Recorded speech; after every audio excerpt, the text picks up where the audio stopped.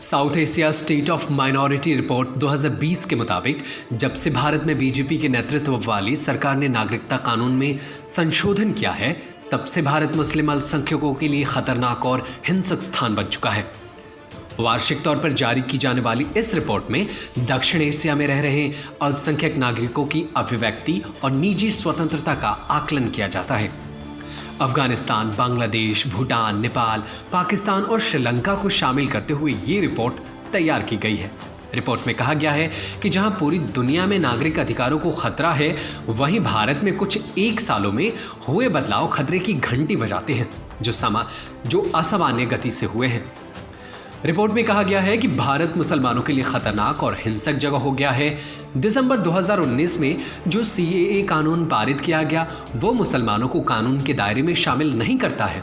सरकार ने कानून पारित करने के साथ ही NRC लाने के भी संकेत दिए थे, जो कि कई मुसलमानों को देश से बाहर कर देगा। रिपोर्ट में यह भी कहा गया है कि 2014 से जब से बीजेपी सत्ता में आई है, धार्मिक अल्पसंख्यकों पर हमले हुए हैं। इससे साफ तौर पे भारत में मुसलमानों और मुस्लिम संगठनों के अधिकारों और अभिव्यक्ति पर असर पड़ा है। रिपोर्ट में कहा गया है कि मई 2019 में बीजेपी के प्रचंड बहुमत के साथ सत्ता में लौटने के बाद से स्थिति और भी बदतर हो गई है। फॉरेन कंट्रीब्यूशन रेगुलेटर एक्ट, जो भारत में संस्थानों के लिए विदेशी दान को नियंत्रित करता है, उसमें बदलाव किए गए हैं।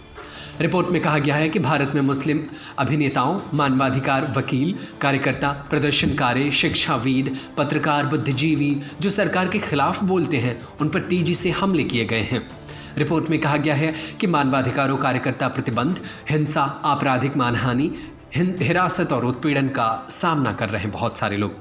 रिपोर्ट में पिछले साल जम्मू और कश्मीर में कथित मानवाधिकारों के उल्लंघन को भी उजागर किया गया है, जब केंद्र ने संविधान के अनुच्छेद 370 के तहत राज्य के विशेष दर्जे को निरस्त कर दिया था।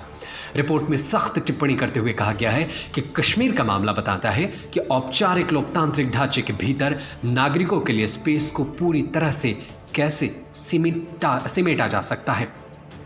न्यूज रूम से नदीम अहमद की report. Subscribe to our YouTube channel and press the bell icon to get the latest updates.